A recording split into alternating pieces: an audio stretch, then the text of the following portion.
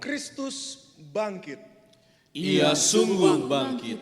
Ia yang mati bagi dosa kita kini hidup untuk selama-lamanya. Ia adalah Raja yang berkuasa atas maut dan kehidupan. Ia telah naik ke surga dan ia berjanji akan datang kembali, membawa umatnya ke tempat ia berada. Kami menantikan kedatangan-Mu ya Tuhan. Namun anak manusia datang pada saat yang tidak kamu duga.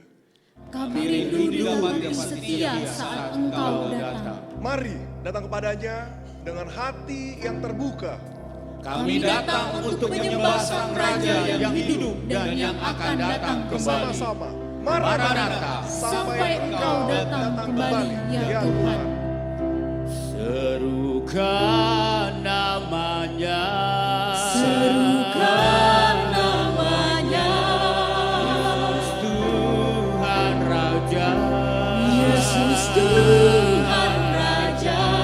Segala kuasa tunduk dalam namanya.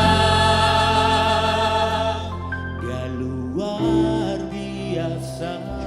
Dia luar biasa. Mulia.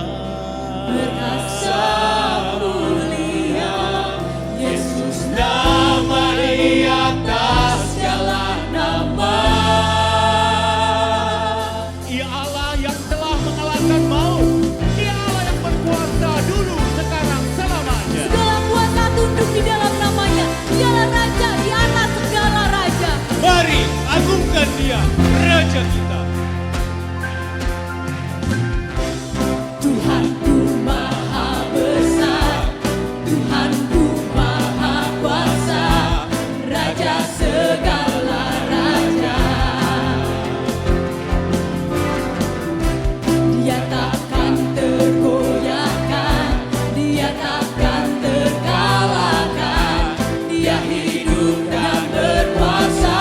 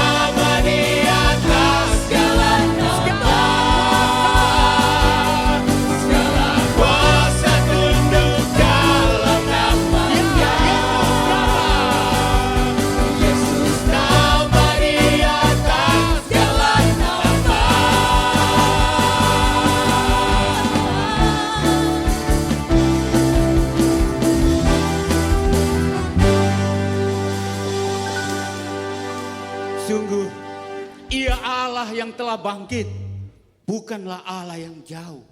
Saat ia menampakkan dirinya, ia menyapa murid-muridnya secara pribadi. Ia memulihkan dan menguatkan mereka. Ia juga hadir di tengah-tengah kita hari ini. Ia dekat dan penuh kasih. Ia adalah Allah yang peduli kepada kita, anak-anaknya. Dia begitu baik kepadamu dan kepadaku. Mari Bapak Ibu, kita mau naikkan pujian ini. Dia sungguh baik, dia sangat baik bagimu dan bagiku.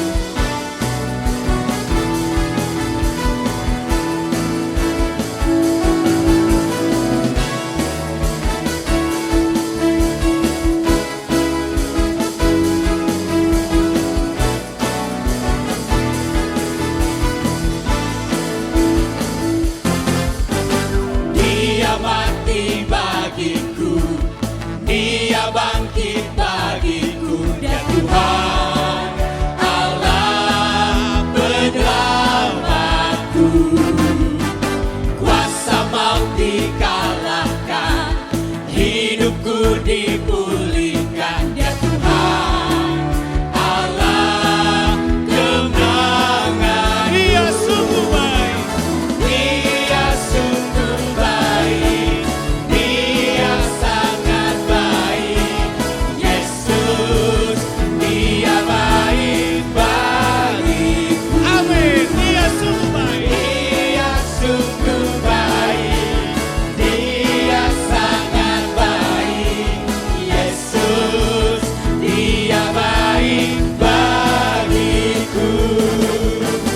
Dia ada di dalamku, bergerak di hidupku, dia Tuhan Allah kekuatanku. Dia penuhi hatiku, dia penuhi hatiku dengan kuasa kasih-Nya, dia Tuhan Allah kemenanganku. Dia sungguh baik, dia sangat baik. Yesus, dia baik bagiku. Dia sungguh baik, dia sangat baik. Yesus, dia baik bagiku. He's so good to you. He's so good to me. Jesus, He's so good to you and me. He's so good to you. He's so good to me. Jesus, He's so good to you and me. Mari Bapak Ibu yang merasa Tuhan Yesus baik, saya mengundang untuk mengangkat jempol. Dia sangat baik, Yesus, dia baik bagi. Dia sungguh baik, dia sungguh baik, dia sangat baik. Yesus, dia baik bagi. Yesus, dia baik bagiku. Dia sungguh baik, dia sangat baik. Ya Yesus, dia baik bagi. Dia sungguh baik, dia sungguh baik, dia sangat baik. Yesus, dia baik bagi. Yesus, dia baik bagiku. Yesus, dia baik bagi. Yesus, dia baik bagiku. Yesus, dia baik bagiku. Jemaat Tuhan dipersilakan untuk duduk kembali.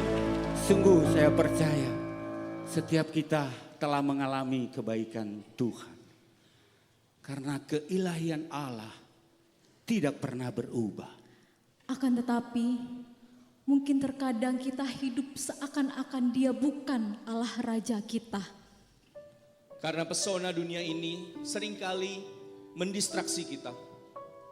Ketakutan kita, atau mungkin apa yang sekarang kita anggap nyaman mengikat kita sehingga kita tidak dapat berjalan ke arah yang Ia kehendaki.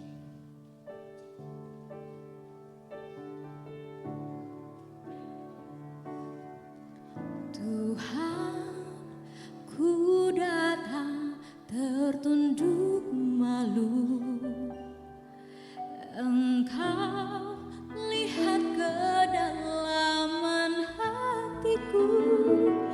Inilah aku, hamba-Mu, namun tujuan hidupku hanya melayani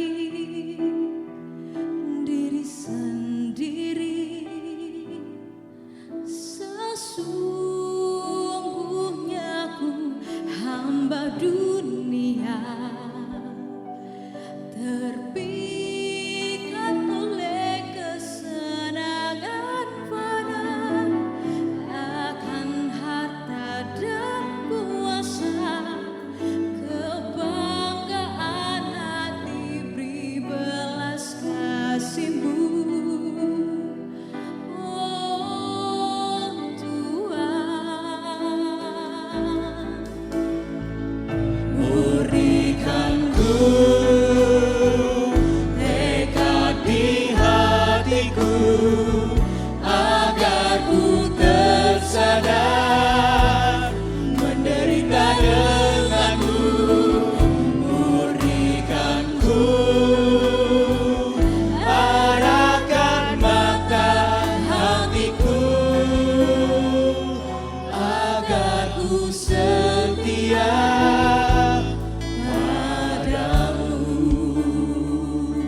Namun Ia tetap hadir dengan penuh kasih untuk membawa kita kembali.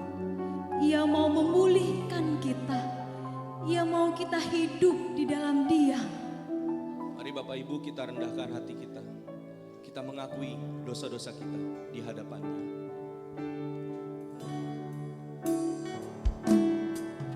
Tuhan, ku datang tertunduk malu. Engkau lihat kedalaman hatiku. Inilah aku, hamba-Mu, namun tujuan hidupku hanya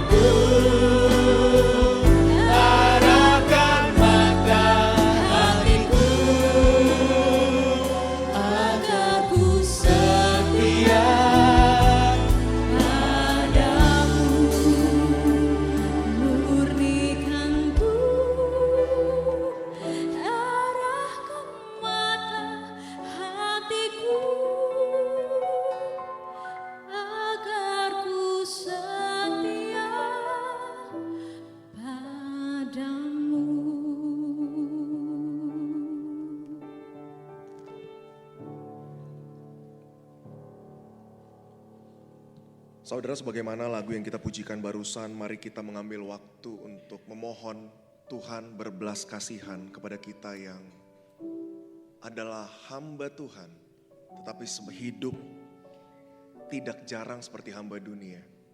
Dan biarlah ayat ini boleh menjadi satu bimbingan bagi kita dan permohonan bagi kita.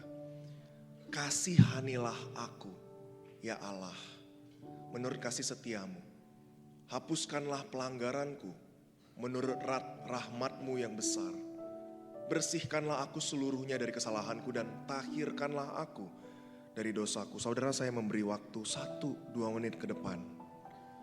Saudara, ambillah waktu berdoa secara pribadi. Datanglah apa adanya di hadapan Allah yang Maha Tahu,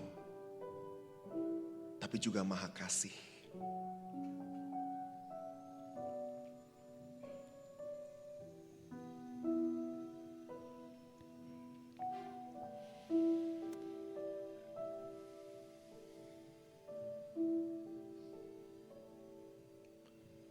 Bapa kami yang bertahta di dalam sorga, Bapa pemilik kehidupan kami, Bapa yang mengadopsi kami menjadi anak-anak Allah. Di momen kenaikan Tuhan Yesus pada pagi hari ini, mengingatkan kami kembali realita kehidupan kami hari ini. Menantikan kedatangan Yesus yang kedua. Dan Tuhan, ketika kami melihat kehidupan kami, sebagaimana seharusnya kami hidup, sebagaimana seharusnya kami berpengharapan, Tuhan, tidak jarang kami menyakiti hati Tuhan dan hati sesama kami. Apakah mungkin melalui perkataan kami, tindakan kami, keputusan-keputusan yang kami ambil, reaksi-reaksi kami. Tuhan, jika itu yang Kau dapati dalam kehidupan kami, pada hari ini kami memohon ampun. Kami memohon Tuhan berbelas kasihan kepada kami. Kami memohon Tuhan memulihkan kami kembali, menguduskan dan menyucikan kami kembali. Karena kami rindu sekali Tuhan boleh mendapati kami adalah hamba yang baik dan setia. Oleh karena itu, kami hari ini juga mau bersyukur buat pengampunan yang Kau berikan kepada kami.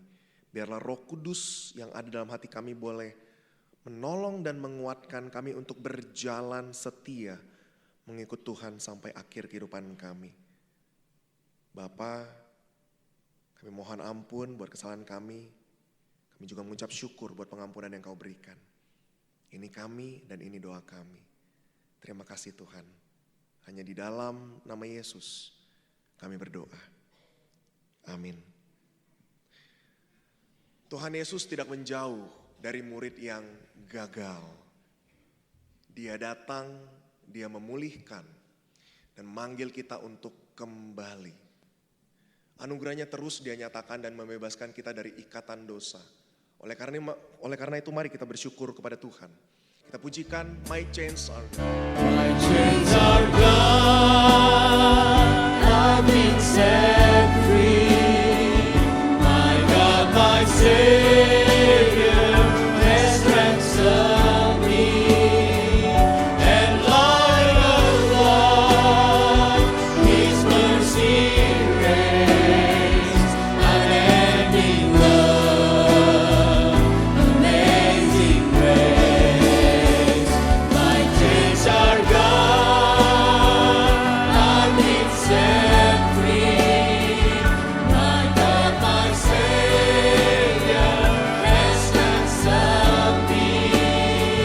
And like a flood, His mercy reigns, unending love, amazing grace. Unending love, amazing grace.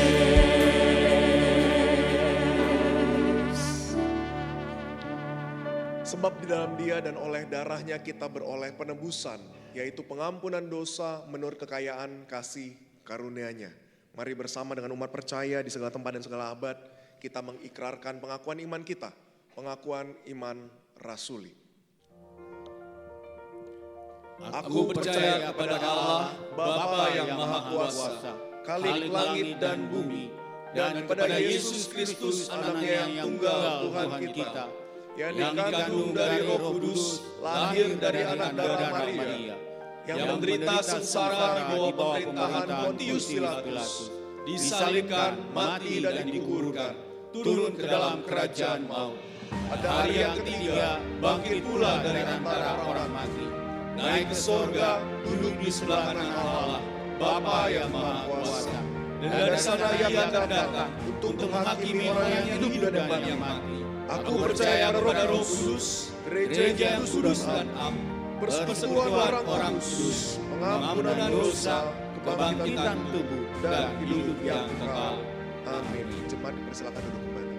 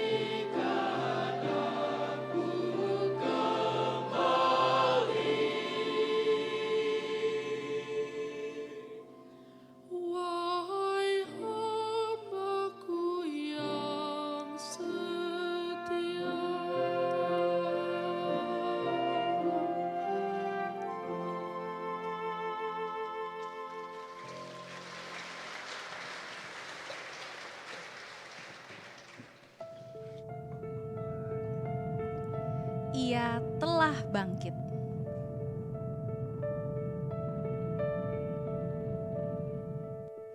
Ia telah menampakkan dirinya.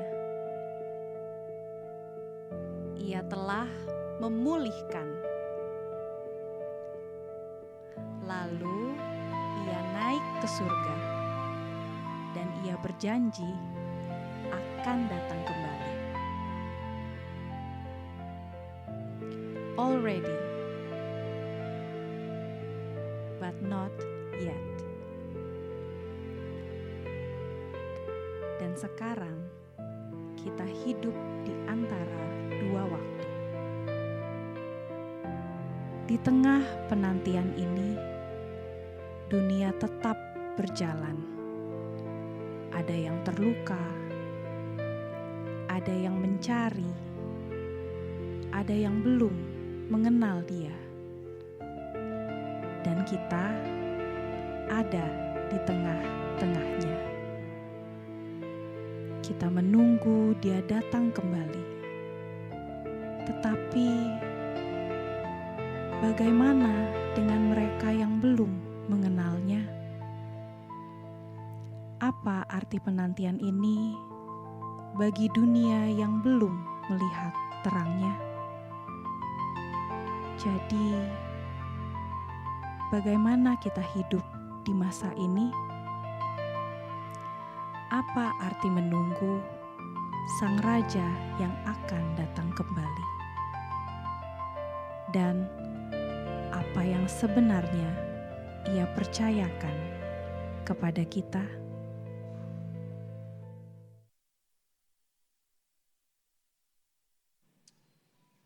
Mari kita berdoa.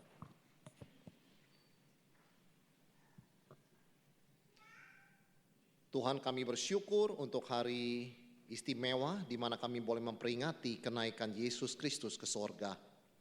Terima kasih Tuhan, kenaikan-Mu ke sorga mengingatkan kami Engkau sudah menuntaskan karya-Mu di dunia ini. Kematian, kebangkitan-Mu boleh sungguh menjadi berkat keselamatan bagi kami. Dan Engkau tidak diam di sebelah kanan Allah Bapa, Engkau terus berdoa bagi kami sebagai juru syafaat. Tuhan, kami bersyukur dalam hidup yang sementara di dunia ini, kami ditopang oleh doa-Mu, oleh kekuatan-Mu, oleh penyertaan-Mu. Juga pada pagi hari ini kami bersyukur untuk kesempatan memuji, beribadah pada Tuhan. Dan sebentar kami akan mendengarkan firman-Mu. Tuhan, biarlah kami sebagai orang-orang yang mengikut Yesus Sang Raja boleh kembali diingatkan, diteguhkan oleh firman-Mu tentang siapa kami dan siapa Engkau. Sehingga kami tahu bagaimana kami harus hidup dalam menantikan Engkau datang kembali. Urapi hamba-Mu dan berkati setiap kami. Biarlah setiap perkataan firman-Mu tidak berlalu begitu saja. Melainkan boleh sungguh berkuasa mengubah dan membuat hidup kami memuliakan Engkau. Dalam nama Tuhan Yesus kami berdoa. Amin. Shalom saudara yang terkasih. Kita akan bersama-sama membaca firman Tuhan dari Kisah Rasul 1 ayat 6 sampai 11. Kisah Rasul 1 ayat 6 sampai 11. Kita merenungkan satu tema, Raja yang akan datang kembali. The King who will come again. Kisah Rasul 1 ayat 6 sampai 11. Saya akan bacakan bagi kita, saudara bisa mengikuti di Alkitab masing-masing. Maka bertanyalah mereka yang berkumpul di situ, Tuhan, maukah Engkau pada masa ini memulihkan kerajaan bagi Israel? Jawabnya, Engkau tidak perlu mengetahui masa dan waktu yang ditetapkan Bapa sendiri menurut kuasanya. Tetapi kamu akan menerima kuasa kalau Roh Kudus turun ke atas kamu, dan kamu akan menjadi saksiku di Yerusalem dan di seluruh Yudea dan Samaria dan sampai ke ujung bumi. Sesudah ia mengatakan demikian, terangkatlah ia disaksikan oleh mereka dan awan menutupnya dari pandangan mereka.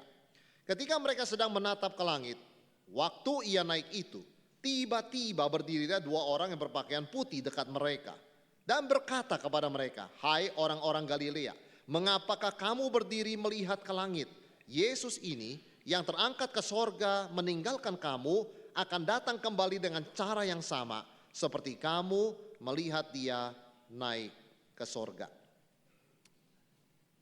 Saudara, dalam sejarah manusia tahun 69 sangat terkenal karena disitulah pertama kali dicatat manusia bisa mendarat di bulan. Dan kita selalu ingat dua nama yang sangat terkenal dalam peristiwa ini, yaitu Neil Armstrong dan Buzz Aldrin. Ya, itu dua nama yang sering kali kita dengar yang diasosiasikan dengan pendaratan historik ya, dari manusia di atas bulan itu. Tapi saudara sekalian, ada satu nama yang kita jarang dengar, tetapi ada di situ sebetulnya. Namanya adalah Michael Collins. Dia tidak begitu dikenal karena dia memang tidak turun ke bulan. Dia mengitari bulan, mengorbit bulan di dalam pesawat ya, sambil dua temannya ini menyelesaikan misi mereka. Dia tidak difoto di momen yang paling spektakuler, saudara sekalian. Dia juga tidak bisa kemana-mana, dia hanya bisa mengitari bulan. Dan dia mengatakan ketika pesawatnya itu melewati bagian yang jauh dari bulan, jauh dari tempat temannya mendarat, jauh dari bumi, betul-betul tidak ada signal. Tidak ada komunikasi, dia tidak bisa berbicara, bertanya dengan temannya. Karena pesawat itu akan mengikuti orbit ya. Ketika bagian yang jauh itu tidak ada signal, dia mengatakan dia betul-betul merasa terisolasi dari seluruh dunia. Dia gak tahu temannya itu lagi ngapain, apakah sudah waktunya kembali. Tidak ada komunikasi saudara sekalian. Tetapi dia tidak berhenti bekerja, dia tetap menjaga pesawatnya, memastikan semuanya tepat perhitungannya. Karena suatu saat dia tahu dua temannya ini akan memanggil dia dan signalnya masuk begitu kan. Kami udah selesai, kamu kasih tahu ya kamu di mana supaya nanti pas kamu lewat kami naik. Saudara sekalian, di titik yang harus sangat tepat, kalau dia meleset sedikit saja, itu dua teman tidak pulang ya. Mereka tidak akan bertemu saudara sekalian. Jadi memang kita melihat dua pahlawan yang menginjakkan kaki mereka di bulan, Neil Armstrong dan Buzz Aldrin. Tapi ada satu orang yang tidak kelihatan, yang setia menjaga pesawat itu sampai dua astronot itu bisa kembali dan mereka bertiga bisa pulang ke bumi. Saudara, apa yang kita pelajari dari tugas seorang Michael Collins? Saudara, dia tidak tahu persis kapan temannya selesai. Tidak ada komunikasi, tidak ada signal ketika dia ada di bagian yang jauh dari bulan. Tetapi dia tahu tugasnya, dia tidak berhenti. Saudara, ketika kita merenungkan the king who will come again, begitu ya. Raja yang akan datang kembali, kita menantikan. Menanti tidak boleh berhenti. Jangan sampai ketika kita mendengar kata menanti, kita berpikir ya sudah tidak usah ngapa-ngapain. Ada tugas yang harus kita lakukan. Dan itu yang Yesus sampaikan di dalam Kisah Rasul 1. Saudara, Tuhan Yesus tidak kasih tahu kapan dia kembali kepada murid-muridnya. Tapi Yesus berikan mereka tugas. Dan sebetulnya itu lebih dari cukup. Saudara, bayangkan betapa bingungnya murid-murid hari itu. Kita tahu Yesus mengatakan kepada mereka, Aku akan menyertai kamu sampai akhir zaman. Tetapi Alkitab mencatat tadi yang kita baca, malaikat berkata, Yesus yang terangkat ke sorga meninggalkan kamu. Kata Yesus menyertai kamu.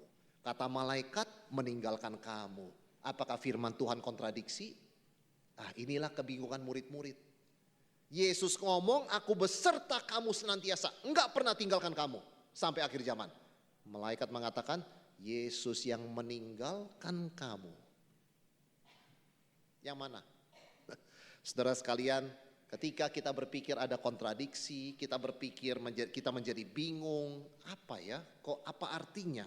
Sebab itu murid-murid terus melihat ke langit, katanya beserta. Kok meninggalkan?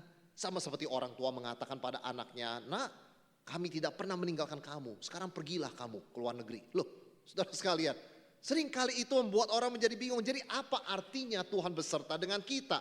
Nah, disinilah kita masuk dalam dimensi iman. Dimensi yang melampaui apa yang kelihatan. Yaitu kita percaya janji Tuhan, meskipun di depan mata kita tidak kelihatan Tuhan. Yesus sudah naik ke sorga, tetapi kita percaya dia beserta kita dan dia akan datang kembali. Karena itu di dalam kita merayakan kenaikan Tuhan Yesus, kita harus bertanya pertanyaan yang benar. Bukan kapan waktunya, bukan kok tidak kelihatan.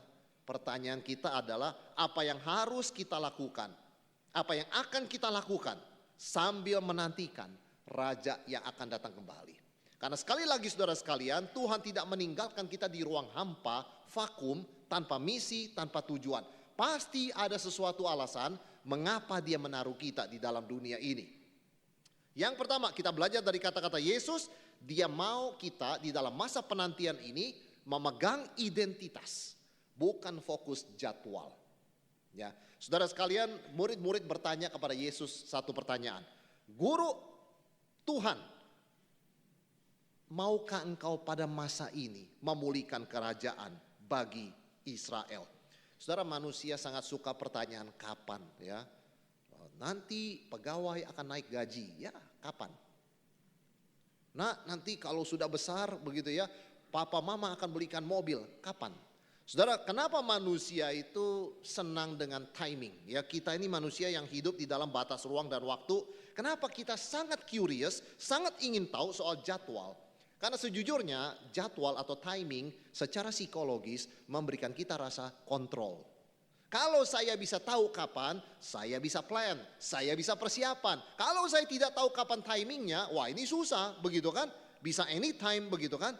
Nah, saudara sekalian, Yesus menolak menjawab pertanyaan kapan. Lagi pula dia menyerahkan prerogatif itu kepada Bapa. Yesus mengatakan dalam posisinya sebagai manusia sejati, mengenai waktu kedatangan anak manusia, malaikat tidak tahu, anak pun tidak, hanya Bapa. Jadi sangat tidak etis buat Yesus memberitahu mereka. Orang dia pun tidak mengakses prerogatif Bapa itu, saudara sekalian. Tetapi poin Yesus adalah memang kamu gak perlu tahu waktunya. Memang kalau kamu tahu waktunya kamu bisa kontrol. Saudara bayangkan kalau Tuhan memberitahu kita waktu ya. Kamu akan kupanggil pulang ke rumahku tanggal, bulan, tahun sekian. What are we gonna do? Kalau kita tahu timing kita mau ngapain? Seringkali manusia hidup dengan ilusi. Kalau saya tahu timingnya saya bisa kontrol. Ketika orang tahu kapan dia dipanggil Tuhan, dia gak bisa apa-apa. Lemas dia langsung, saudara sekalian. Wah, aku tinggal hitung mundur ini. Mengetahui timing tidak memberikan kita kontrol. Karena itu Yesus tidak mau jawab pertanyaan murid-murid yang bertanya, maukah engkau pada masa kini memulihkan kerajaan bagi Israel? Saudara sekalian, Yesus mengganti fokusnya, ya. Bukan kapan, tetapi siapa kamu. Pegang identitas. Kamu akan menjadi saksiku mengenai waktu dan musim, itu adalah urusan Bapa. Tetapi kamu akan menjadi saksiku. Maka saudara, kita harus belajar mengubah cara pandang kita. Jangan lagi mendasarkan segala sesuatu, segala keputusan kepada timing. Melainkan kepada siapa kita. Ya. Sebagai contoh, ada seorang anak yang kalau dia tahu kapan ujian, baru dia belajar. Nah, itulah biasanya siswa seperti itu. Ketika dia tahu kapan ujian, tanggalnya, dia belajar. Tetapi ada anak yang tidak tahu kapan ujian, tapi dia selalu belajar. Apa perbedaannya? Seorang yang sadar identitasnya, dia adalah seorang murid, tugasnya belajar. Seorang murid itu tugasnya belajar, ya. Bukan karena ada ujian baru belajar. Tugas orang Kristen apa? Berdoa. Bukan kalau ada emergency baru berdoa. Tugas orang Kristen apa? Beribadah. Bukan kalau kepepet baru datang ke gereja. Bukannya tidak boleh. Tetapi kita bergerak berdasarkan identitas, bukan kondisi atau jadwal. Jadwal itu seringkali membuat kita bingung. Ya, tidak ada emergency, tidak ada kebutuhan. Seringkali jadwal itu karena fokus kepada timing kita menjadi pasif, saudara sekalian. Sebaliknya Yesus menegaskan, jangan tanya kapan, saya nggak akan jawab. Lagi pula itu hak Bapa, ya. Dan saya serahkan prerogatif full kepada Bapa. Tapi saya kasih tahu kamu adalah saksiku mulai dari Yerusalem, Yudea, Samaria ke ujung bumi. Yesus mengganti pertanyaan when dengan pertanyaan who. Bukan kapan, tapi siapa kamu? Kamu adalah saksiku. Dimanapun saja, kapanpun saja, Yesus belum datang, Yesus sudah datang, kita tetap saksi Tuhan. Dan itulah dasar security kepastian kita. Itu kalimat dari Yesus. Saudara, daripada orang dikasih tahu kapan waktunya, lebih baik dia dikasih identitas. Orang 18 tahun, 17 tahun, 18 tahun, dapat KTP, bangga sekali. Lebih baik dapat itu daripada dapat timing. Betul saudara sekalian? Identitas itu dasar semuanya. Kalau orang hidup berdasarkan jadwal atau timing, kalau saya tahu waktunya, baru saya persiapan. Saudara sekalian, kita pelayan Tuhan. Ada nggak ada pelayanan kita persiapan? Kita anak Tuhan, ada nggak ada pelayanan kita siap-siap? Ya, kita adalah saksi Kristus, kita bersaksi tahu atau tidak tahu kapan Yesus datang kembali. Kalau orang berkata berdasarkan jadwal, saya akan serius melayani kalau sudah pensiun. Dia pikir dia kontrol timingnya. Dia pasif sekarang, tidak ngapa-ngapain. Nanti kalau sudah pensiun saya layani. Dia bergerak berdasarkan timing. Saya akan berubah kalau keadaan sudah kondusif. Timing, condition. Ya. Tetapi kalau kita sadar kita saksi Tuhan, kita anak Tuhan, maka kondisinya ideal tidak ideal, saya berubah. Saya melayani. Kapanpun, dimanapun, kalau saya saksi Kristus, saya harus menyaksikan dia. Saudara, identitas melampaui jadwal. Identitas lebih stronger dari jadwal. Jadwal membuat kita pasif, bukan tidak penting. Tapi kalau kita gantungkan pada jadwal, kita jadi pasif. Tapi kalau identitas, kita aktif bergerak. Seperti tadi, seorang anak yang tahu dia murid, dia belajar anytime. Tidak harus tunggu kapan jadwal ujian keluar. Saudara sekalian, identitas lebih kuat dari jadwal. Di dalam Perang Dunia II, Viktor Frankl, seorang psikolog Austria, psikiater Austria. Saudara, dia ditahan di kamp konsentrasi selama 3 tahun. Semua karyanya dibuang, disita, dirobek oleh Nazi. Dia sampai bertanya, tanpa tulisanku siapa aku? Who am I? Tulisanku diambil Nazi, dirusak, dirobek. Who am I? Itu buah pikiranku. Tanpa bukuku, siapa aku? Saudara, dia mengalami krisis, tetapi dia juga menjadi pengamat di dalam penjara. Ada teman-temannya yang survive.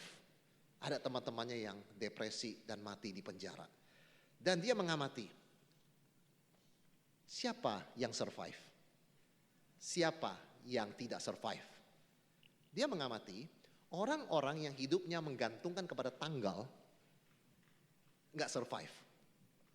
Mereka punya pengharapan, minggu depan saya dengar kita akan dibebaskan. Bulan depan saya dengar kita akan dibebaskan. Tahun depan kita akan dibebaskan. Begitu tanggalnya lewat, nggak bebas. Minggunya lewat nggak bebas. Bulannya lewat tidak bebas. Mereka depresi. Mereka depresi dan banyak mereka meninggal di tahanan. Ada yang bunuh diri. Lalu bagaimana mereka yang survive? Mereka yang survive tidak pernah set tanggal. Gak pernah set tanggal. Tahun depan bebas. Tanggal sekian bebas. Tidak ada. Mereka ingat siapa mereka, identitas. Saya seorang ayah. Di luar sana masih ada anak saya. Saya harus bertahan hidup demi anak saya.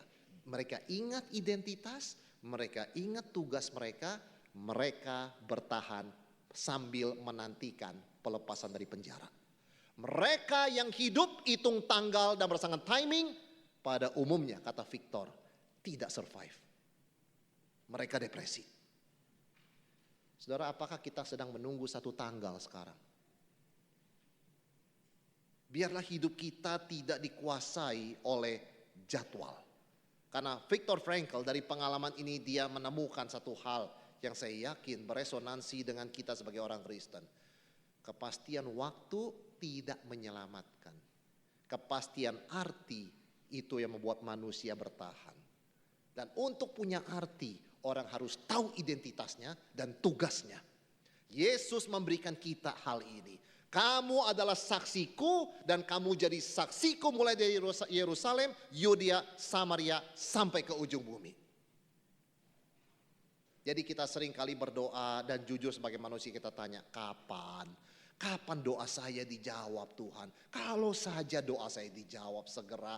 Saudara, bukannya tidak baik kita tahu waktunya. Kadang-kadang tahu waktu itu baik, tetapi bukan itu yang menyelamatkan kita.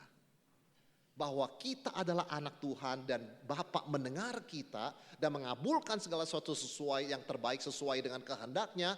Kepastian identitas, kepastian arti. Itu yang membuat orang bertahan. Bukan waktu.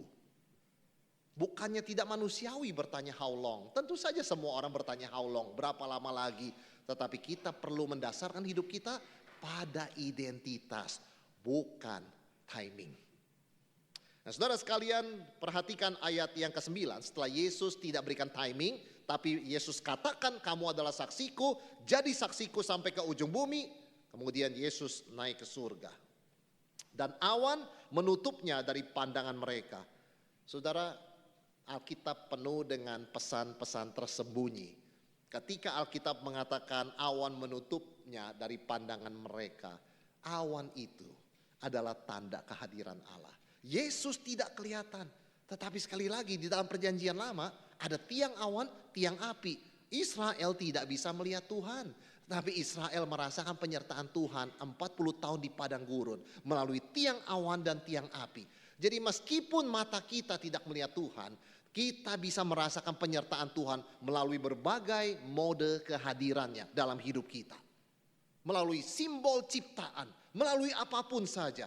Intinya apa saudara sekalian? Tuhan Yesus tidak meninggalkan kita. Dia bukan tanda kutip kabur ke langit. Dia masuk ke hadirat Allah yang maha hadir. Menjadi raja yang berkuasa penuh. Dan kembali awan juga akan menyertai kedatangannya kedua kali. Karena anak manusia akan datang disertai para malaikatnya di atas awan-awan dan dalam kemuliaannya. Jadi raja yang memberikan identitas kepada saudara dan saya itu bukan raja yang lemah. Raja yang maha kuasa, maha hadir, raja segala raja. Dan raja ini memberikan identitas kepada kita. Kamu adalah saksiku. Saudara, kita diberikan suatu yang sangat secure. Kita nggak perlu menunggu kepastian jadwal. Memang manusia tidak salah menantikan jadwal. Tetapi kita perlu lebih dari jadwal. Kita perlu identity. Dan kita adalah saksinya. Hari ini, sekarang, dalam segala kondisi. Dan kita hidup sebagai saksi Tuhan. Itu yang pertama, pegang identitas, jangan fokus jadwal. Yang kedua, saudara sekalian, belajar hidup mengandalkan kuasa Tuhan. Kisah Rasul 1 ayat 8. Tetapi kamu akan menerima kuasa kalau Roh Kudus turun ke atas kamu, dan kamu akan menjadi saksiku di Yerusalem dan di seluruh Yudea dan Samaria dan sampai ke ujung bumi. Saudara sekalian, Tuhan Yesus bukan hanya memberikan identitas, Dia memberikan kuasa. Kenapa? Karena kalau kita tahu siapa kita, tapi kita tidak melakukannya, kita frustrasi. Ya, misalnya, kita tahu kita dipanggil jadi saksi Tuhan, tapi kita tidak mampu, kita gagal. Frustrasi saudara sekalian. Ya, ada orang anak konglomerat, ya, dia tahu dia anak konglomerat, tapi nggak bisa apa-apa. Frustrasi dia saudara sekalian. Frustrasi karena orang mengatakan bapakmu, mamamu begitu jaya, begitu hebat. Kok kamu seperti ini melempem? Frustrasi dia. Identitas bagus itu one thing. Kita perlu power loh. Kalau enggak frustration. Aku anak orang sukses. Tapi kok aku enggak ada daya, enggak ada gairah, enggak bisa apa-apa ya. Banyak orang Kristen seperti itu, saudara sekalian, tanpa sadar kita sering kali berpikir saya anak Tuhan, saya hamba Tuhan, saya sahabat Tuhan, saya pelayan Kristus, tapi kok kondisi saya seperti ini, frustrasi. Karena itu Tuhan Yesus tahu, saksi Kristus itu identitas yang sangat mulia, yang sangat tinggi, saudara sekalian, ya, the witness of Christ. Tetapi kalau tidak diberikan kuasa oleh Tuhan, maka identitas ini hanya menghasilkan frustrasi, kelelahan, perasaan bersalah, dan seumur hidup merasa tidak cukup. Yesus tahu persis masalah ini. Maka sebelum dia naik ke sorga, dia berikan janji dan misi sekaligus. Kamu menerima kuasa kalau Roh Kudus turun ke atas kamu. Itu lebih dahulu dikatakan. Dan kamu akan menjadi saksiku. Saudara, Tuhan Yesus memberikan kuasa. Kuasa Roh Kudus. Karena itu kita hidup dengan identitas yang kita sandang pemberian Tuhan ini dengan kuat kuasa Roh Kudus. Dan Yesus mengatakan mulai jadi saksiku mulai dari Yerusalem. Dari tempat kita sendiri, dari keluarga, dari kantor kita, dari lingkungan kita, dari gereja kita, lalu ke Yudea, wilayah lebih luas, lalu ke Samaria, tempat yang tidak nyaman. Orang Yahudi kalau ketemu orang Samaria tidak bertegur sapa, saudara sekalian, ya.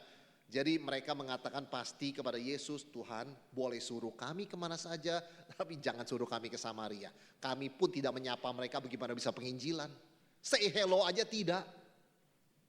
Say hello aja tidak, selamat pagi, selamat siang saja tidak. Kok jadi saksimu di sana? Yesus katakan, kamu jadi saksiku di Samaria. Sama orang-orang yang tidak suka kamu, sama orang-orang yang kamu tidak suka, kamu jadi saksiku. Sampai ke ujung bumi.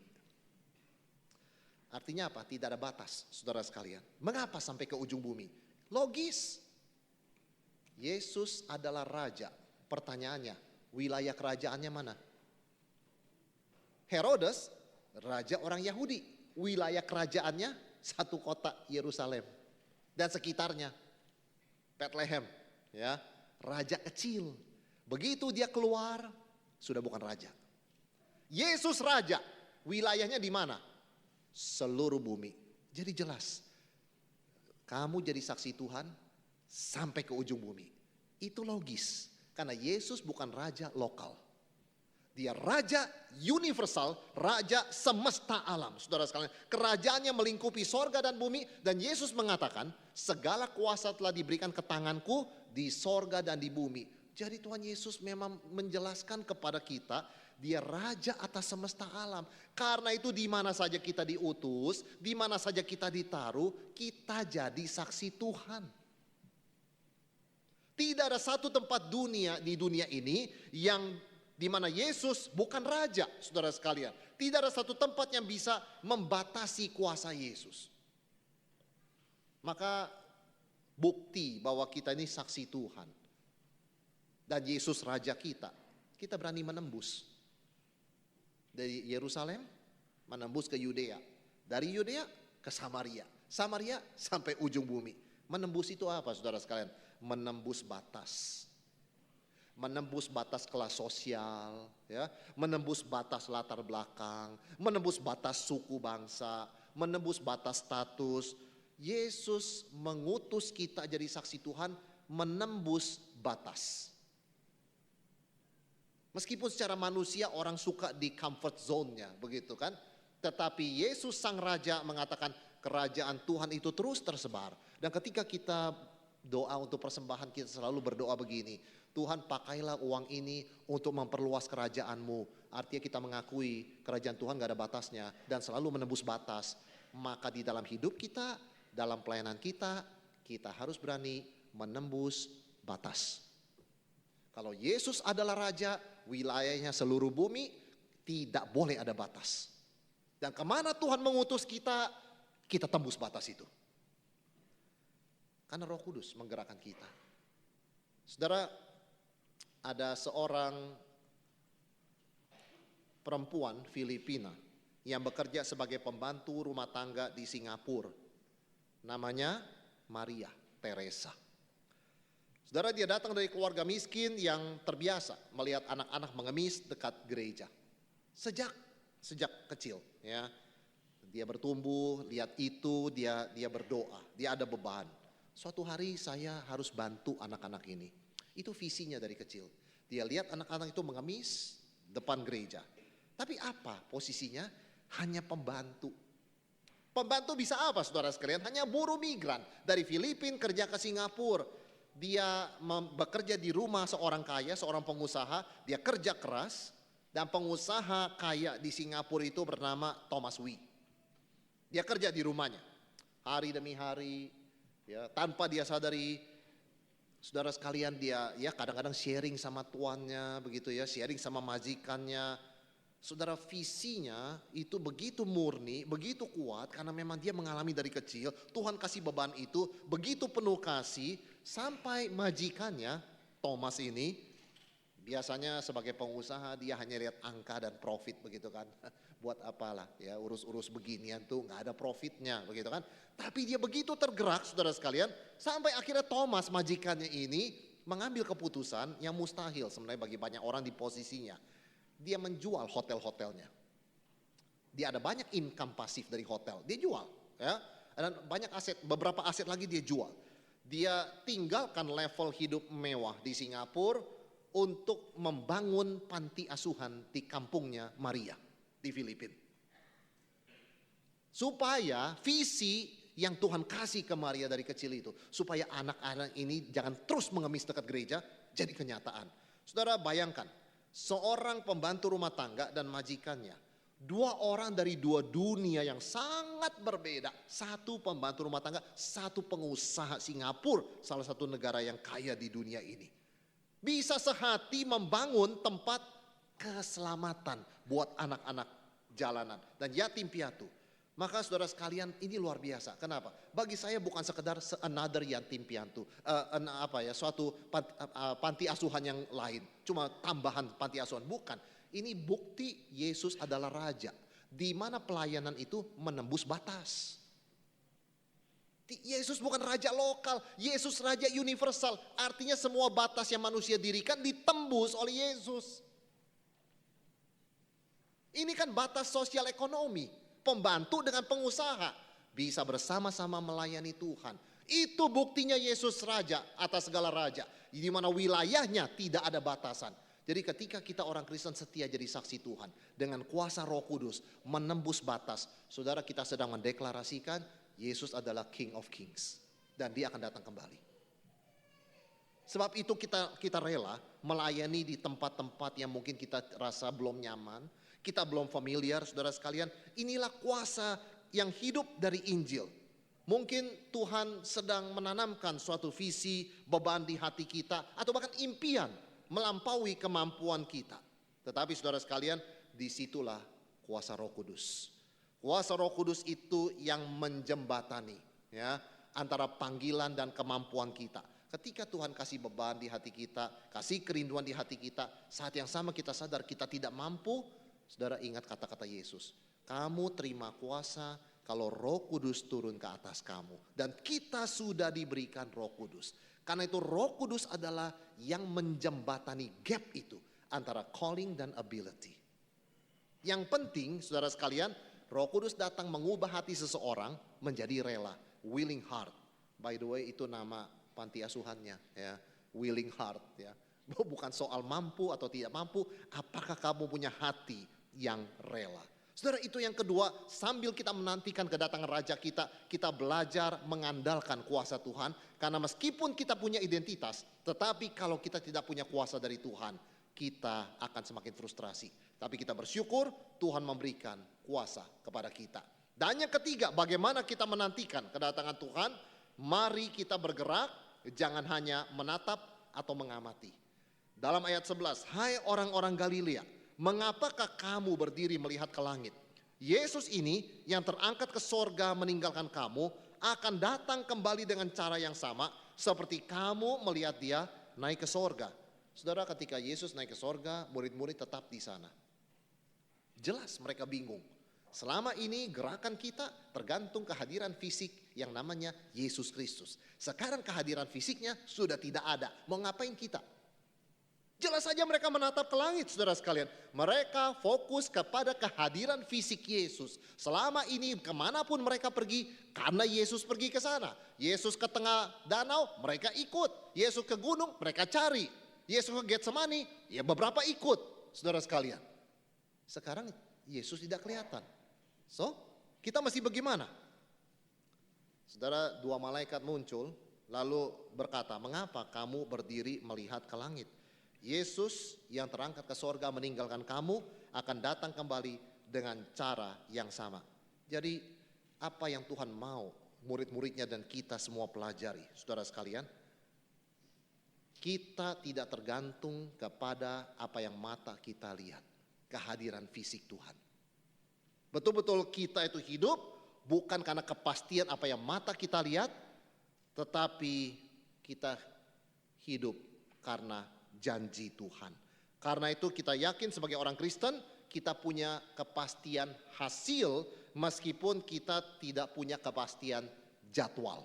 Sekali lagi bukan berdasarkan timing, tetapi berdasarkan kita tahu siapa kita dan kita tahu siapa Tuhan. Tuhan yang berjanji. Saudara, ketika Jerman menduduki Belanda tahun 40-an, Ratu Belanda Wilhelmina harus melarikan diri ke London. Naik kapal perang, wah dia pergi. Secara fisik tidak ada lagi di Belanda, Ya. Dan bagi banyak orang Belanda, ini seperti akhir segalanya. Ratu kita tinggal mengungsi di London. Jadi dia ratu kita, ratu Inggris kan begitu. Saudara, tetapi Ratu Wilhelmina tidak diam dari pengungsian. Dari London dia menyiarkan radio ke seluruh Belanda melalui radio Oranje. Memang itu warna khas Belanda ya. Mulai 28 Juli 1940 dia siarkan ya berita-berita yang menguatkan untuk rakyat Belanda. 34 kali selama perang dia terus menyapa rakyatnya ya, dan suaranya ketika muncul selalu menentang Hitler, menguatkan rakyat yang hidup di bawah penindasan pendudukan. Saudara, mendengarkan suara ratu itu beresiko nyawa. Kenapa? Karena tahun 43 Jerman menyita semua radio. Semua radio disita. Maka orang Belanda menyembunyikan radio itu di berbagai tempat. Ada yang sembunyikan di loteng, ada yang menyembunyikan di ruang bawah tanah, ada yang di belakang lemari. Mereka mempertaruhkan nyawa, melanggar hukum Jerman dengan untuk mendengarkan suara ratu mereka. Saudara, luar biasa ya.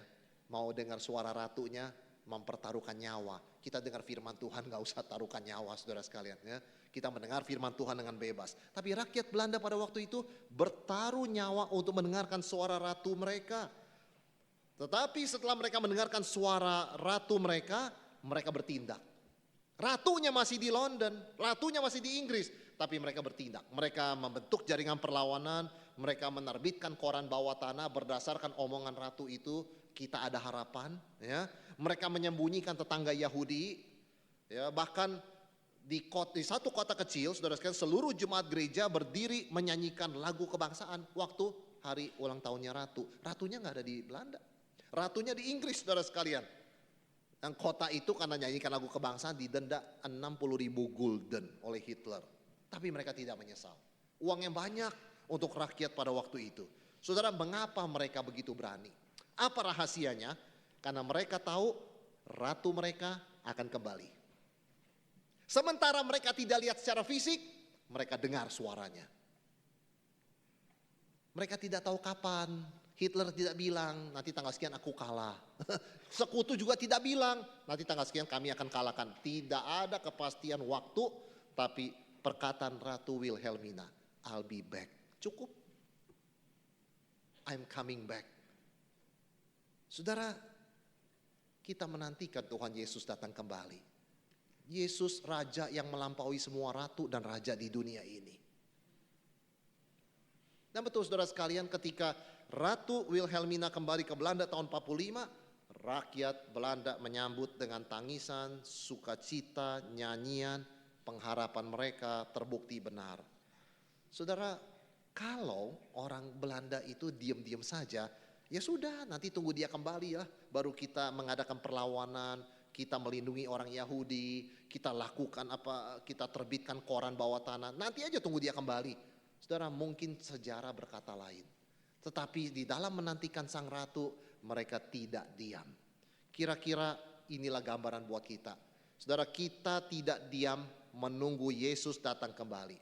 Kita melayani, kita bersaksi, kita mengasihi. Karena kita tahu raja yang sudah berkata-kata kepada kita melalui firman-Nya ini, dan memberikan kuasa Roh Kudus, akan kembali. Dan biarlah ketika dia datang kembali, dia ingin mendapati kita sedang menjalankan misinya, bukan menatap ke langit. Saudara, seringkali di dalam hidup ini orang bicara hal-hal yang sangat tinggi-tinggi seperti di langit sana.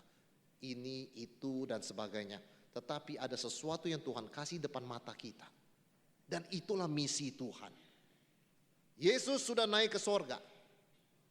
Tidak kelihatan dari pandangan kita. Tapi dia tidak diam ya. Di sorga dia berdoa. Dia mempersiapkan rumah di sorga bagi kita. Dan dia akan datang kembali. Maka dia juga tidak mau kita diam. Dia memberikan kepada kita identitas. Saudara, kita adalah saksi Kristus. Waktu kita muda, kita saksi Kristus. Sesudah kita tidak muda lagi, masih saksi Kristus. Waktu kita sehat, kita saksi Kristus. Waktu kita sakit, juga saksi Kristus. Waktu kita jaya, kita saksi Kristus. Waktu kita tidak bersinar lagi, tetap saksi Kristus. Waktu kita merasa senang, kita saksi Kristus. Waktu kita merasa kurang senang, kita tetap saksi Kristus. Identitas pemberian Tuhan tidak tergantung kondisi dan performa kita. Itu anugerah, itu keselamatan. Kita adalah anak Tuhan, kita saksinya. Dan bukan hanya itu saudara sekalian, Dia memberi kita Roh Kudus. Kuasa dari tempat yang maha tinggi. Supaya kita bisa setia menjalankan misinya ini sampai Yesus datang kembali. Jadi semua kita tahu, ketika kita menantikan Yesus, kita punya tujuan. Kita hidup di bawah raja yang memerintah, yang mengutus kita, yang kedatangannya kita nantikan. Maka saudara sekalian, mari kita ingat ya, bagaimana kita menantikan Tuhan. The King who will come again. Yang pertama, pegang identitas.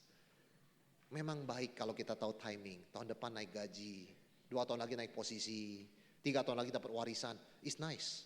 Tapi kita hidup bukan disetir oleh begituan. Karena seringkali itu cuma ilusi kontrol. Emang kalau kita tahu masa depan bisa apa? Tapi pegang identitas, kita tahu tugas kita hari ini. Dan di dalam menjalankan tugas kita, andalkan kuasa Tuhan. Bukan kekuatan sendiri, tapi kuasa Roh Kudus. Karena panggilan Tuhan, identitas yang indah dari Tuhan, tanpa kuasa Roh Kudus, sama dengan frustrasi. Gak pernah jadi kenyataan. Anak Allah, saksi Kristus. Tapi hidupnya bukan anak Allah, bukan saksi Kristus. Kita perlu pertolongan kuasa Roh Kudus. Supaya panggilan itu jadi kenyataan, bukan jadi frustrasi. Dan marilah kita bergerak. Dan tidak hanya menatap, bergerak dengan setia, melayani dengan setia. Karena Raja kita akan datang kembali. Saudara sekalian, Tuhan memberikan kita arti hidup. Tuhan memberikan kita tujuan hidup. Tuhan memberikan kita identitas. Meskipun Dia tidak kasih tahu kita timing, yang Dia berikan kepada kita lebih dari cukup. Untuk kita hidup, melayani, menantikan Dia dengan setia. Raja yang begitu mengasihi kita, yang sampai detik ini masih terus bersyafaat bagi kita. Dalam pikirannya cuma ada kita. Yang Dia doakan kita, umat tebusannya. Yang Dia jaga lindungi kita. Dan biarlah saudara di dalam pikiran hati kita, Yesus jadi yang terutama, yang terbesar. Raja di atas segala raja dalam hidup kita. Mari kita bersama tundukkan kepala.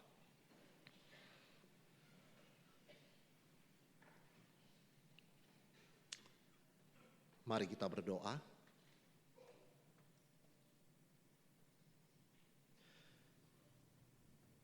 Tuhan, kami bersyukur untuk momen peringatan kenaikan Yesus Kristus ke sorga. Terima kasih Tuhan, Engkau memberikan kepada kami identitas yang begitu jelas, yang begitu teguh. Kami adalah saksi Kristus. Kami adalah anak-anak-Mu yang Kau kasihi. Nah, kami bersyukur meskipun mata kami tidak melihat kehadiran-Mu, kami sungguh mengalami penyertaan-Mu oleh Roh-Mu yang kudus, yang hadir dalam hidup kami, menyertai kami, bahkan memberikan kami kuasa.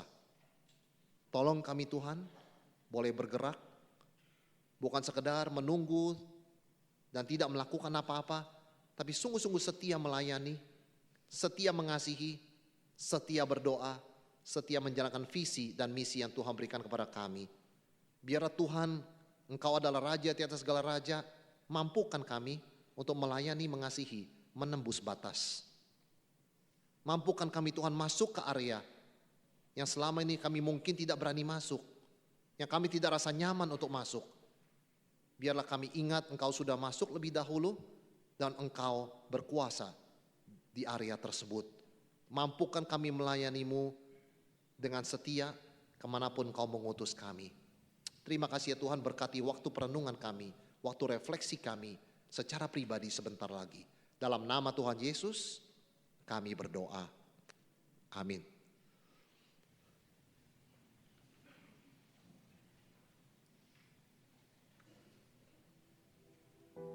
Sang Raja akan datang kembali.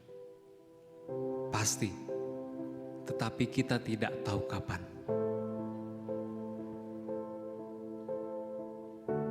Jika Yesus datang 1 tahun lagi, kemana arah hidupku sekarang? Apakah aku sedang membangun kerajaannya atau kerajaanku sendiri? Apakah aku sedang hidup makin dekat kepadanya atau makin sibuk tanpa dia? Jika tinggal 1 bulan, siapa yang Tuhan percayakan dalam hidupku? Sudahkah aku mengasihi seperti Dia mengasihi? Atau aku terlalu sibuk untuk peduli? Jika tinggal 1 hari, apakah ada dosa yang masih aku pegang? Apakah hatiku bersih di hadapannya? Apakah aku sungguh hidup di dalam ketaatan? Jika tinggal 1 jam, apakah aku benar-benar mengenal Dia? Atau aku hanya tahu tentang Dia? Jika tinggal 1 menit, apakah aku siap bertemu dengan Rajaku? Tetapi kita tidak tahu kapan Ia akan datang. Sebab Anak Manusia datang pada saat yang tidak kamu duga. Kita tidak dipanggil untuk menebak waktunya. Kita dipanggil untuk hidup siap setiap hari. Bukan sebagai penonton, tetapi sebagai pengikutnya. Setia, melayani, berpengharapan. Bagian mana dari hidupmu yang akan kamu serahkan padanya hari ini?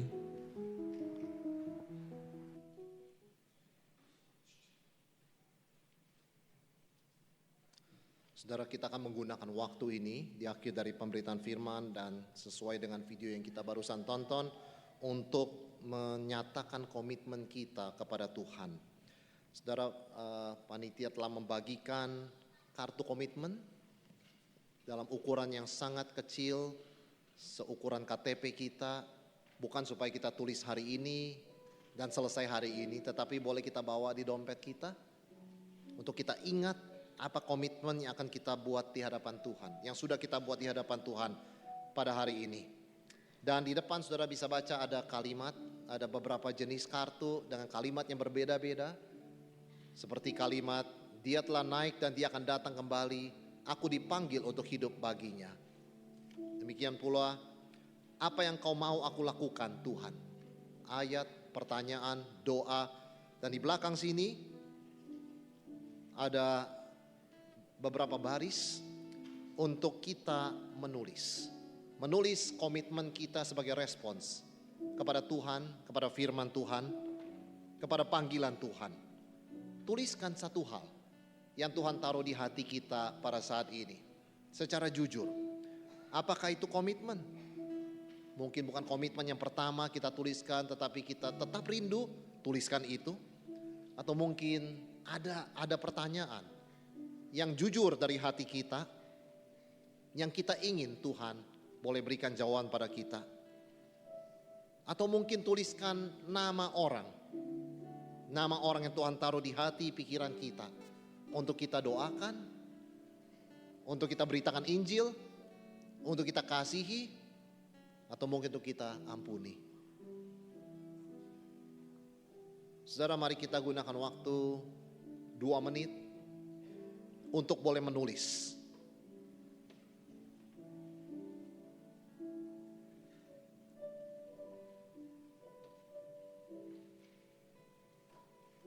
Saudara bisa menggunakan lampu-lampu kecil yang sudah diberikan untuk membantu saudara di dalam ruangan yang sedikit gelap ini untuk melihat.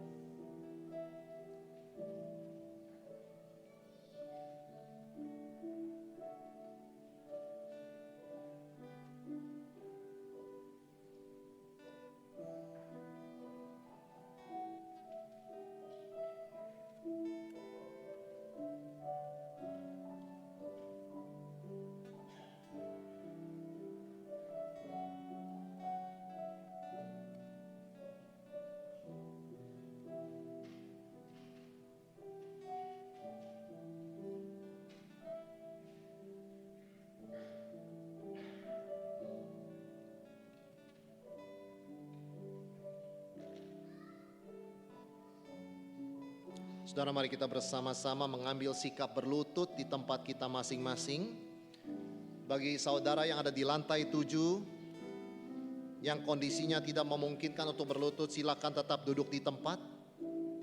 Biarlah setiap kita boleh mengambil sikap berlutut.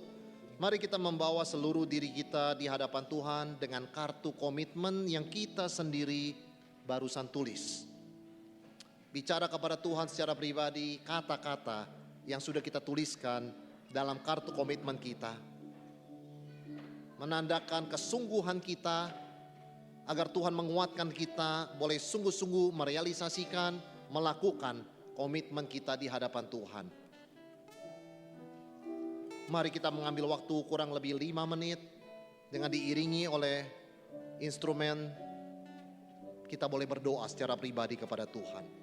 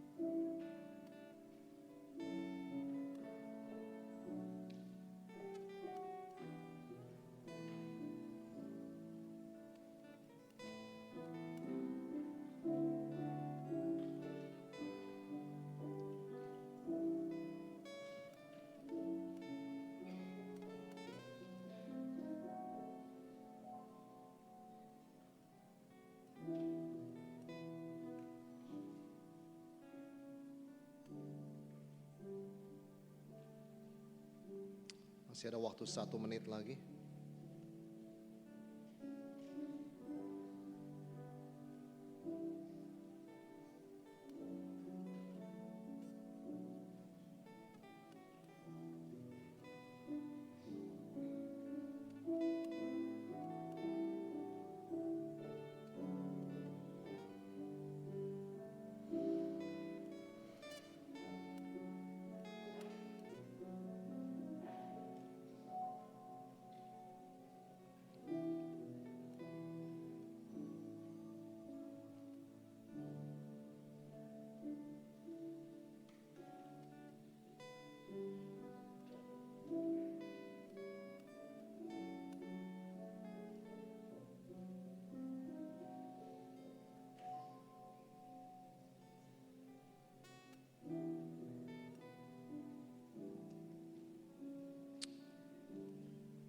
Saudara, mari kita bawa komitmen kita dalam doa.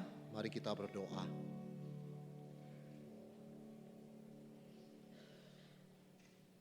Tuhan, kami datang kepadamu pada momen ini. Semua yang kami tuliskan lahir dari hati kami. Hati kami yang rindu melayanimu. Hati kami yang rindu hidup memuliakanmu sebagai saksimu. Tuhan, kau dengar dan kau terima akan kerinduan hati kami. Biar Tuhan yang memberkati dengan kekuatan dan kuasa Roh-Mu yang kudus, sehingga kami dimampukan untuk menjalankan komitmen kami. Tuhan, kami rindu hidup sebagai saksi-Mu oleh Roh-Mu yang kudus yang memberikan kuasa kepada kami, menantikan Engkau datang kembali dengan setia. Kami rindu, kami bukan lagi pulang ke rumah sebagai orang yang sama. Kami kembali ke rumah, ke kantor, ke lingkungan kami sebagai saksi-Mu. Tuhan, kami rindu bergerak, bukan diam dan menatap dan mengamati sampai Engkau datang kembali. Tuhan, tolong jaga kami setia, murni, dan tetap hidup memuliakan Tuhan. Dalam nama Tuhan Yesus, Raja kami akan datang. Kami berdoa. Amin.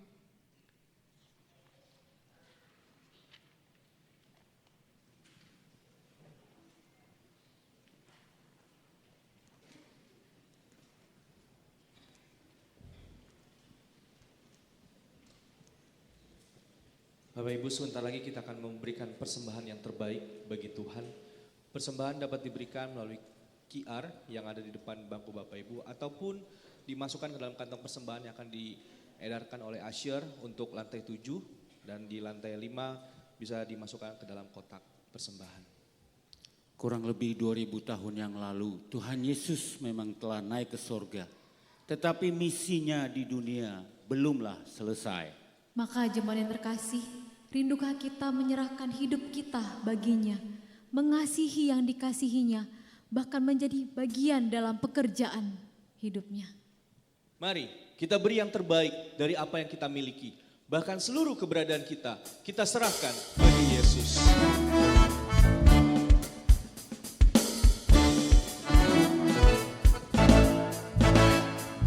Bagi Yesus ku serahkan hidupku seluruhnya, hati dan perbuatanku pun waktuku miliknya. Bagi Yesus semuanya pun waktuku miliknya. Bagi Yesus semuanya pun waktuku miliknya.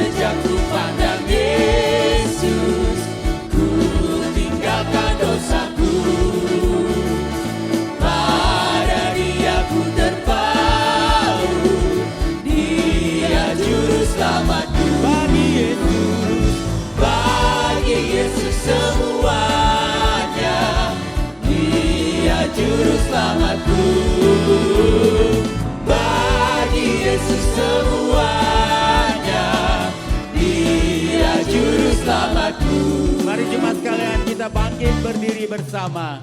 Katakan bahwa Engkau agung ya Tuhan.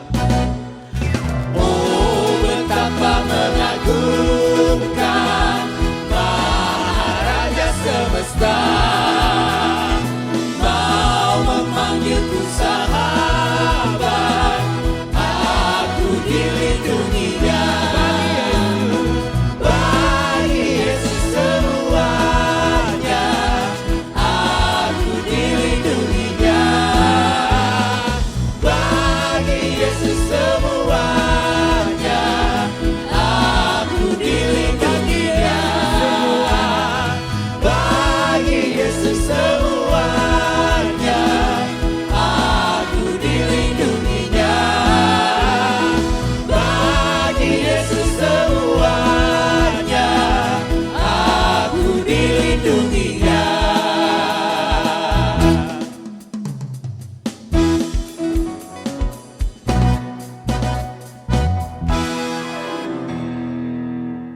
Mari jemaat Tuhan kita membawa persembahan kita di hadapan Tuhan.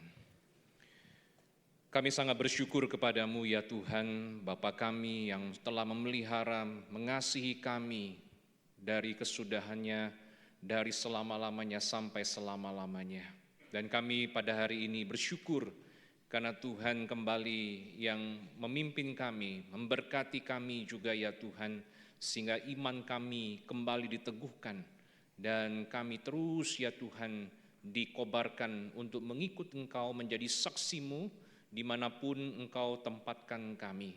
Dan pada kesempatan ini kami juga bersyukur dapat memberikan persembahan yang sebenarnya Tuhan sudah memberkati kami dan kami belajar untuk memberkati, belajar untuk memberi, belajar untuk mempersembahkan bukan hanya sekedar materi tetapi juga keseluruhan hidup kami di hadapan Tuhan yang sudah mengasihi kami dan melayani, bahkan memberikan dirimu untuk kami.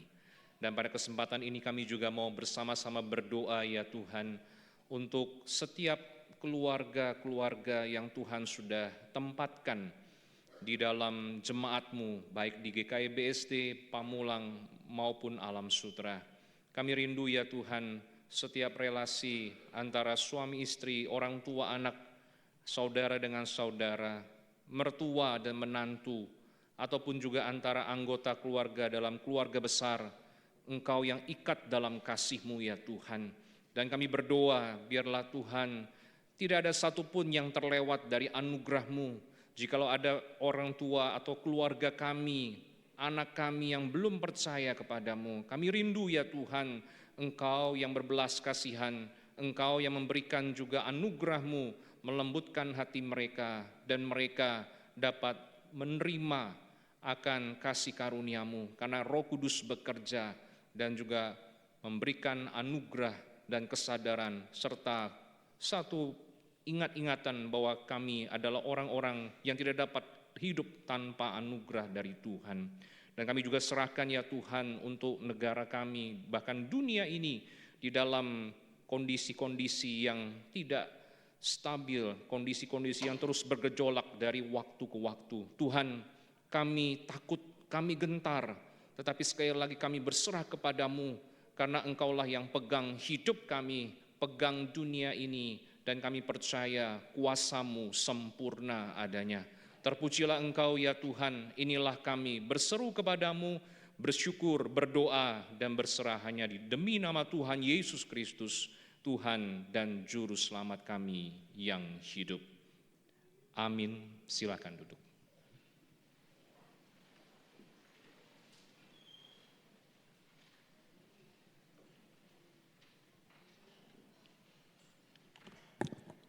Selamat siang jemaat sekalian.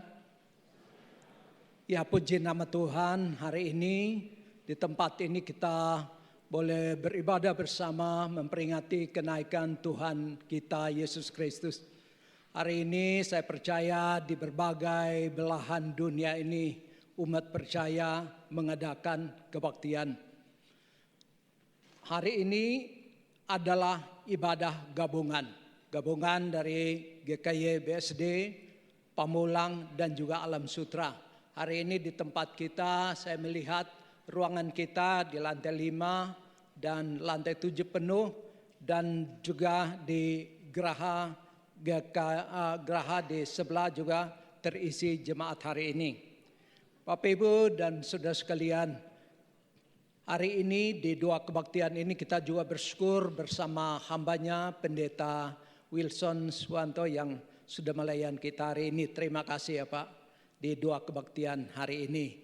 Saya percaya kebenaran firman Tuhan yang begitu jelas, begitu kuat bagi kita. Biarlah kita hayati dengan baik sehingga di masa penantian akan Tuhan yang kedua kali kita boleh mengisi hari-hari hidup kita dengan baik. Baik Bapak Ibu sekalian, seperti tadi saya katakan bahwa hari ini ibadah gabungan. Oleh karena itu kita ingin untuk menyambut saudara kita khususnya yang dari Pamulang dan juga dari Alam Sutra. Ya, mungkin dari Pamulang terlebih dahulu. Saya undang bangkit berdiri yang dari Pamulang di lantai 5 dan lantai 7 sekalian. Silakan berdiri. Ya, yang angkat tangan di ujung paling ujung saya juga kenal. Ya, hari ini Pamulang banyak yang hadir beribadah. Kemudian yang kedua dari Alam Sutra, tolong berdiri. Silakan berdiri. Ya, puji Tuhan, juga dari Alam Sutra, dari tadi KU1 dan KU2 juga banyak yang hadir. Tadi saya minta multimedia untuk hari ini di geraha juga penuh dengan jemaat. Tapi kalau mungkin ada gangguan teknis kita tidak bisa melihat. Untuk yang di geraha selamat siang untuk kehadirannya hari ini. Ya Bapak Ibu sekalian, hari ini di layar kecil semua tidak ada. Oke, di kiri kanan untuk di geraha juga kami ucapkan selamat beribadah. Terima kasih untuk kehadiran hari ini. Ya, puji Tuhan. Kemudian ada dua warta yang kami sampaikan, yaitu dalam rangkaian Minggu Misi ini hari Sabtu dan Minggu kita akan ada ibadah khusus yaitu Minggu Misi. Hari Sabtu ada malam misi budaya. Hari Sabtu dan Minggu ada hamba Tuhan dari Saat Malang, Pendeta Ferry Mamahit akan hadir untuk bersama kita beribadah dan juga melayani. Hari Sabtu mulai pukul 17.20. Bagi yang sudah mendaftar kami mengundang, mengharapkan bisa hadir lebih awal karena kita awali dengan makan bersama. Tapi bagi Bapak Ibu yang mungkin datang belakangan atau masih kesibukan lain dan mau menghadiri saja acara ini jam 18.00 bisa hadir di tempat ini. Kita doakan biarlah tema yang akan disampaikan hamba Tuhan hari Sabtu ada kaitan dengan hari ini dan juga hari Minggu. Kemudian besoknya, slide berikutnya besoknya di hari Minggu, Minggu Misi pertama juga kita akan bersama hambanya Pendeta Ferry Mamahit akan mengupas tema penginjilan dalam budaya postmodern. Kita doakan biarlah semua kegiatan pelayanan ini boleh berjalan dengan baik. Ya demikian hal-hal yang kami sampaikan dan tadi ada pesan dari panitia bahwa setelah kebaktian ini sewaktu Bapak Ibu pulang nanti tolong bisa mengembalikan pena dan juga lilin yang ada ya untuk bisa digunakan di acara yang akan datang. Wah ini agak ramai karena mungkin ada yang salah persepsi pikir souvenir ya. Bukan souvenir tapi ini milik panitia bukan milik saya, milik panitia. Tolong kembalikan untuk digunakan di acara yang akan datang. Demikian seluruh rangkaian hari ini, biarlah segala hormat, kemuliaan bagi Tuhan. Saya undang kita bangkit berdiri.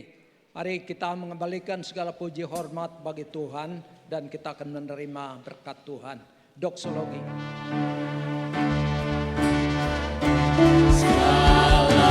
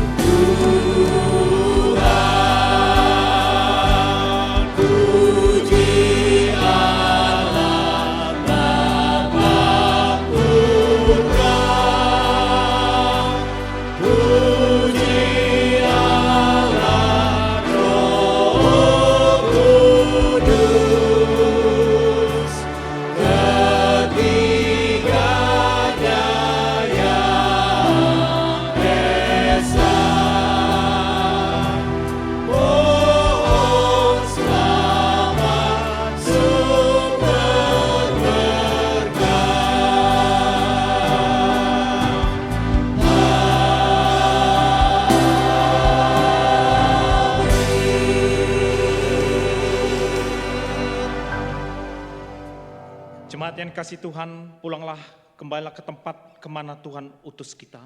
Dan ingatlah bahwa Yesus adalah Raja di atas segala raja, dan Ia akan datang kembali. Dan Ia memberikan tugas kepada kita untuk menjadi saksi, baik melalui perkataan maupun hidup kita, baik di keluarga kita, baik juga di kantor, di tempat usaha kita, dan di tengah masyarakat. Dan terimalah berkat daripada Allah Tritunggal yang memampukan kita menjadi saksinya. Damai sejahtera daripada Allah Bapa, kasih yang tak berkesudahan dan tak pernah kering daripada Kristus Yesus, pertolongan, penghiburan, kekuatan daripada Roh Kudus yang menguatkan kita untuk terus menjadi saksi yang setia mulai hari ini sampai Kristus datang kelak kedua kalinya dan sampai selama-lamanya. Amin.